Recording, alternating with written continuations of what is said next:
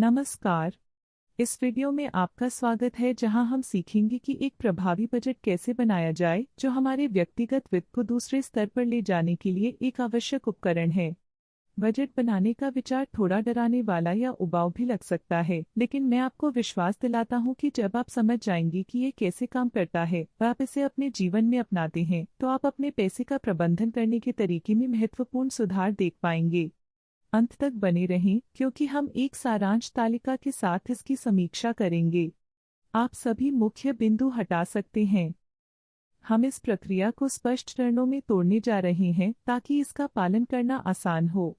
हम सबसे बुनियादी से लेकर सबसे व्यावहारिक और उन्नत विवरण तक शुरू करेंगे। पहला कदम यह जानना है कि वास्तव में आपके पास हर महीने कितना पैसा उपलब्ध है। सकल आय को अधिक आंकना आसान है, इसलिए यहाँ हम केवल उस आय पर विचार करने जा रहे हैं जो करों और कटौती के बाद आपके खाते में आती है। यदि आपके पास परिवर्तनीय आय है, जैसे फ्रीलांस कार्य या कमीशन, पिछले 6 महीनों के आधार पर औसत का उपयोग करता है। अब अपने खर्चों को 2 श्रेणियों में विभाजित करें, निश्चित और परिवर्तनीय। निश्चित खर्चों में किराया, उपयोगिताओं और ऋण भुगतान शामिल हैं। ये ऐसे खर्च हैं जो महीने दर महीने ज्यादा नहीं बदलते हैं।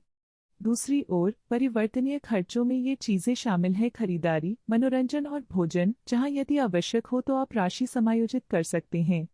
ऐसा करने के लिए आप पिछले महीनों के अपने लेन देन की समीक्षा कर सकते हैं और अपने सामान्य खर्चों की एक सूची बना सकते हैं।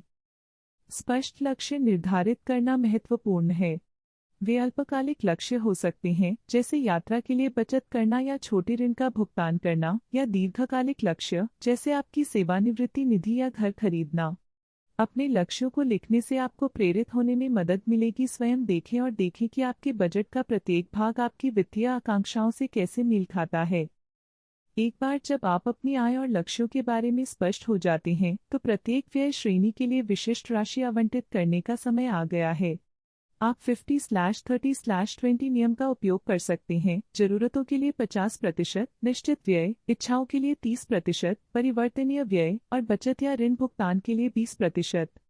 यह विधि लचीली है और आपको अपनी प्राथमिकताओं के अनुसार समायोजन करने की अनुमति देती है।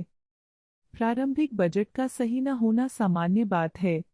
मासिक रूप से समीक्षा करें कि आपका बजट कैसा रहा और अपने वास्तविक खर्चों के आधार पर समायोजित करें।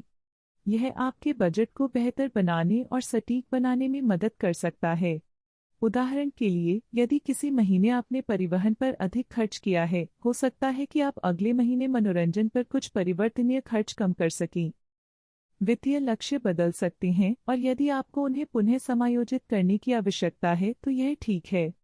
हो सकता है कि आप शुरू में आपातकालीन निधि के लिए बचत करना चाहते थे, लेकिन अब आप दीर्घकालिक भविष्य के लिए निवेश करना चाहते हैं। यह देखने के लिए हर 6 महीने या 1 साल में जांच करें यदि आपके लक्ष्य अभी भी आपकी वर्तमान प्राथमिकताओं के साथ संरेखित हैं। परिवर्तनीय आय वाले लोगों के लिए एक बफर फंड या आरक्षित निधि बनाना सहायक हो सकता है, जो कम से कम 1 या 2 महीने के लिए आपके खर्चों को कवर करता है। इस तरह आप कम आय वाले महीनों के लिए तैयार रह सकते हैं और अपना बजट नहीं तोड़ सकते। क्या आप जानते हैं कि जो लोग अपना मासिक बजट बनाते हैं और उसकी समीक्षा करते हैं, वे उन लोगों की तुलना में औसतन 15% अधिक बचत करते हैं जो ऐसा नहीं करते हैं? ऐसा इसलिए है क्योंकि बजट आपको अपनी वित्तीय आदतों और प्राथमिकताओं के बारे में जागरूक होने के लिए मजबूर करता है।